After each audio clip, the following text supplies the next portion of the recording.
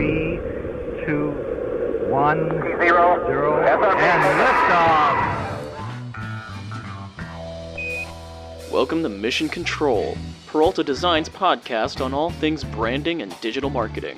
Since 2009, Peralta Design has launched hundreds of brands with award-winning identities and websites. Join our hosts Ramon and Jorge as they use decades of combined experience to tackle topics with past clients, industry partners, and the rest of the PD crew. At Peralta Design, we launch brands.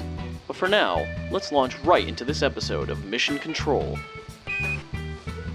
Hey everybody, this is Ramon Peralta. I'm the founder and creative director here at Peralta Design, and we launch brands. And we want to thank you for joining us here with on our podcast, our new podcast called Mission Control. And I'm sitting here with my right-hand man, Jorge Pezo-Candelario. I'm the director of web development here at Peralta Design, and happy to be the co-chair.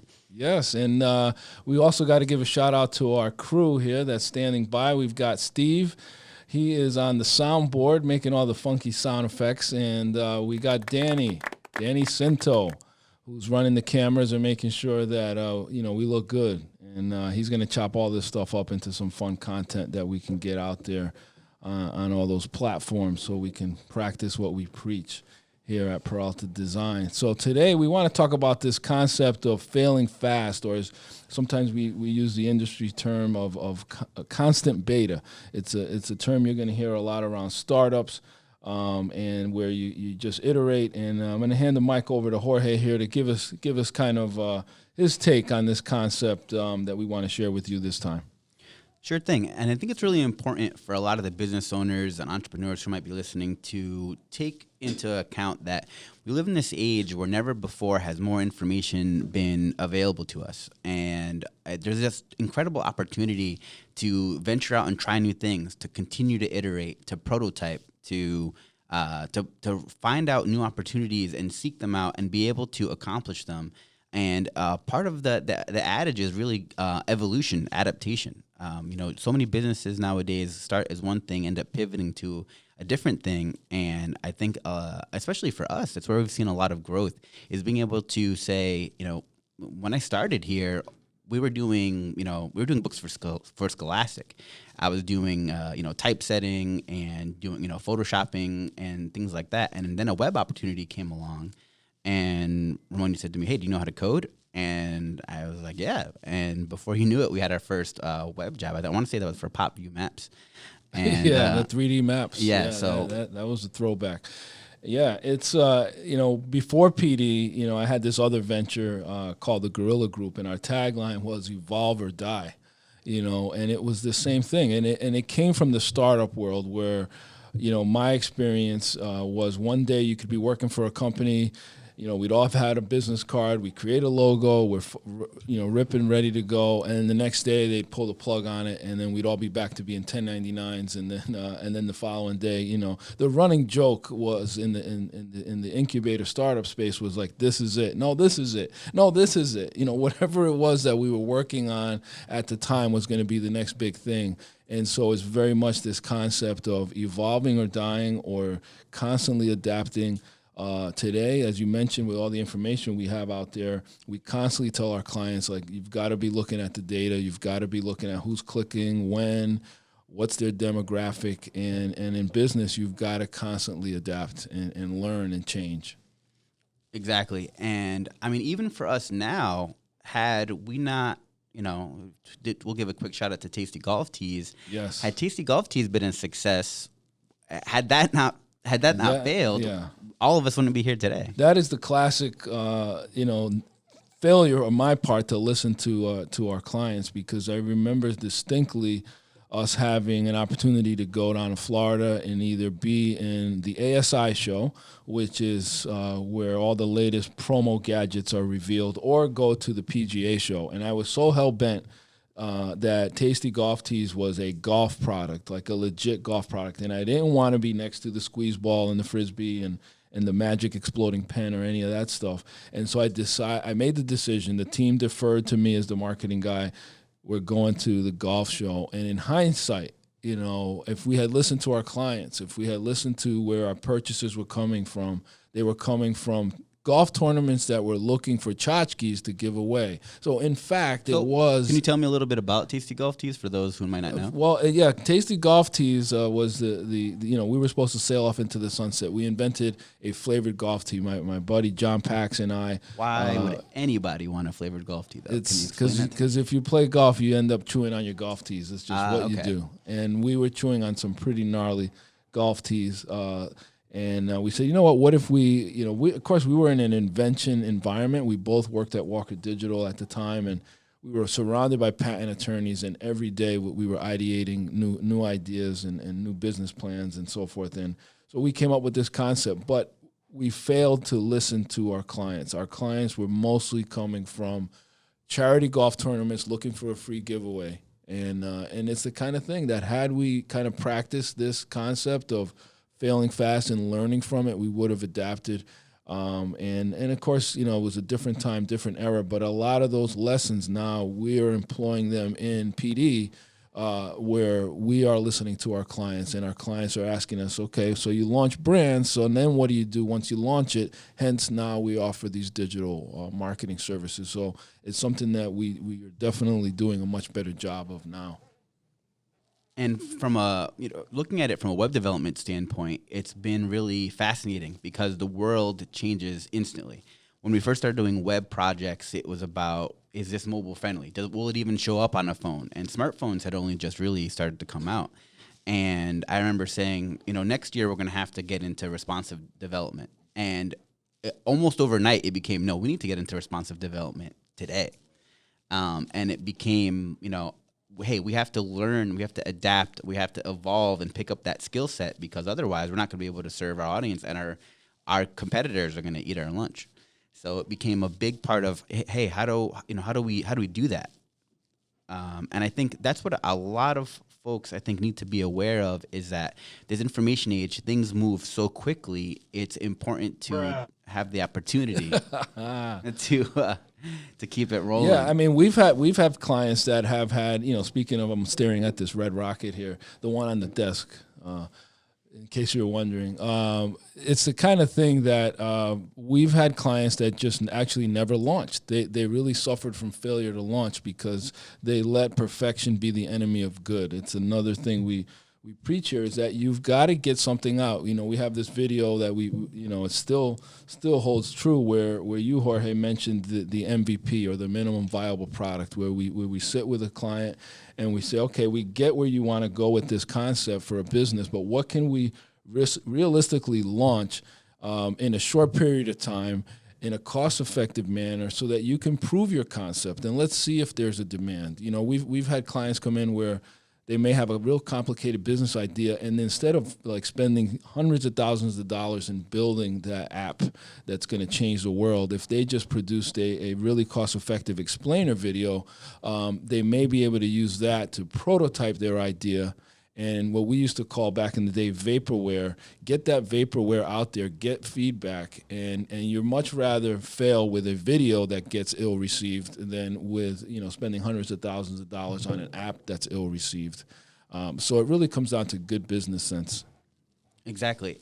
You make such a good point there, in that creating the prototype, creating that quick iteration allows you to see that, hey, this isn't working. And in the development and even the creative space, that plays a big role.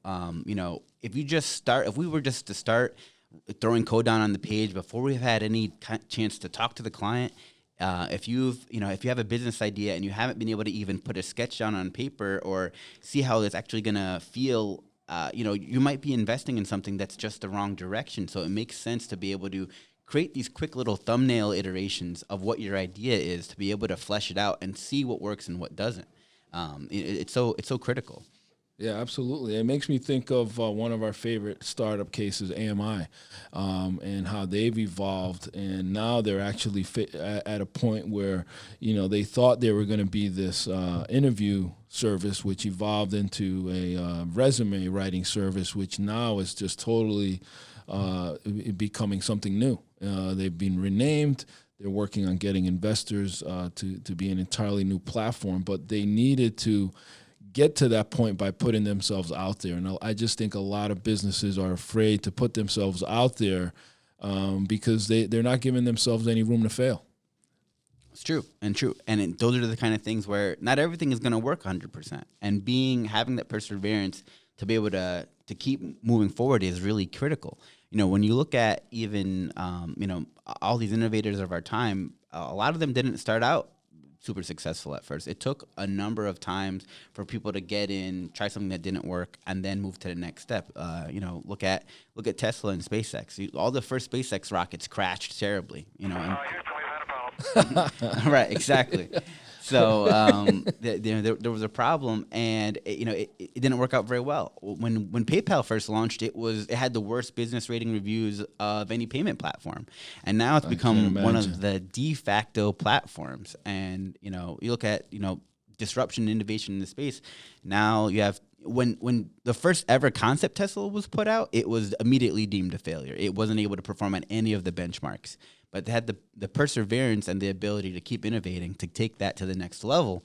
And here we are selling hundreds of thousands, or pre-selling hundreds of thousands of Cybertrucks, eclipsing the Ford's F-150 sales in terms of pre-orders for the year without a single commercial. That thing is ugly, by the way. But anyway, I do want to shoehorn in a topic that, or an example that's dear to your heart, which is the XFL, because the first time they came out, complete failure.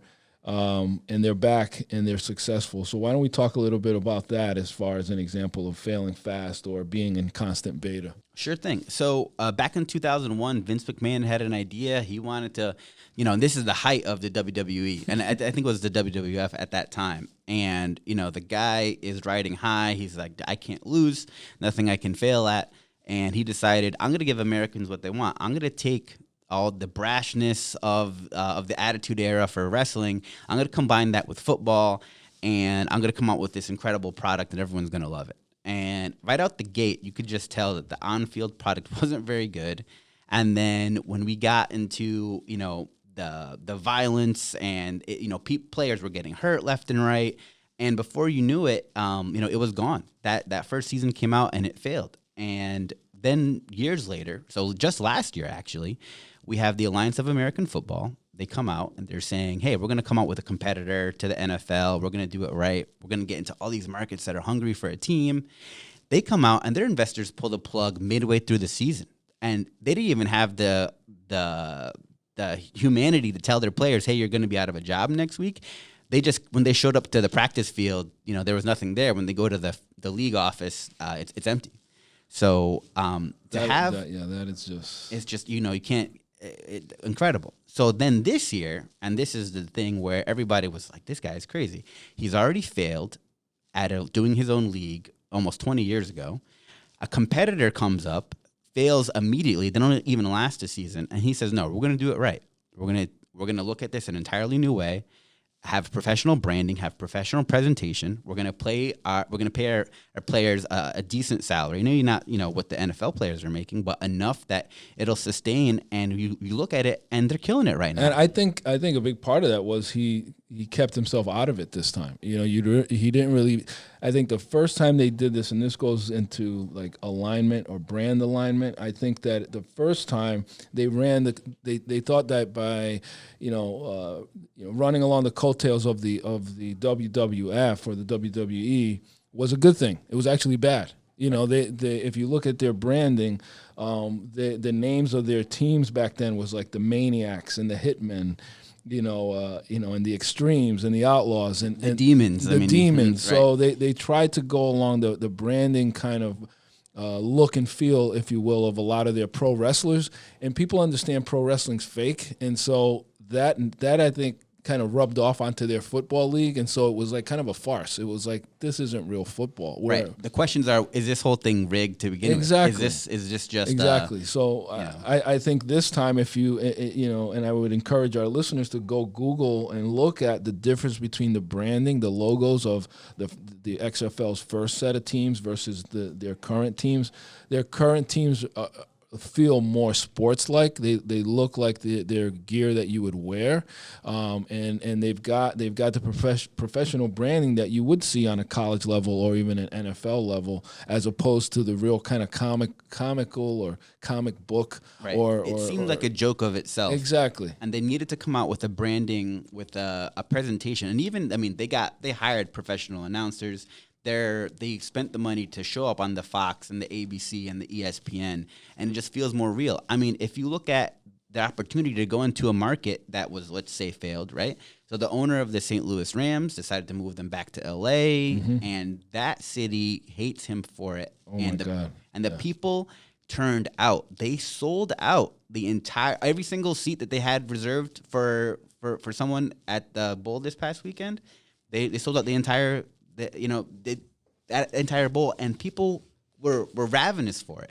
Their merch sold out. They drank all of the beer that was available in the stands for that day. So you could just see that the demand was there, and the fact that, hey, we came in here, we failed. There was a franchise that moved away. Hey, we're gonna see that opportunity, and we're gonna jump on it. Exactly. So if we were to recap this or bring it back to business for our listeners of what they can get out of this, of course, it's listening to your audience.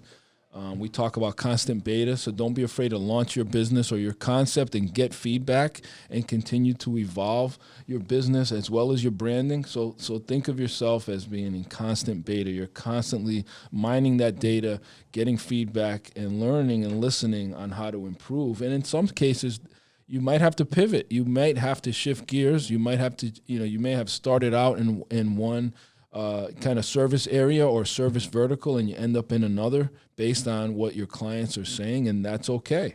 You've got to consider that you are going to be constantly iterating, constantly improving, and you need to get something out there. And don't give up. If you feel like you have a good product or a good service offering and it doesn't work out the first time, it doesn't mean that you give up on it. I think Edison has a great quote where it's like, he's failed 10,000 times, before he created that light bulb. Or if you look at Jordan's stats and you see how many shots he's actually missed, before he gets those great accolades, you've got to continue to keep trying, keep learning, and iterate and evolve, and continue to persevere. I mean, entrepreneurship is not for the faint of heart. Sure. It's just what it is. So we hope that our listeners out there got something really great out of this. It seems like our conversation ended up back at football. We know we love it, but I think it's a great example of a league that came out and learned and came back even stronger. And I think you can do the same with your business. True story. Thank you for taking this journey with us. To learn more about Peralta Design and our work, go to www.peraltadesign.com and subscribe to keep up with the crew.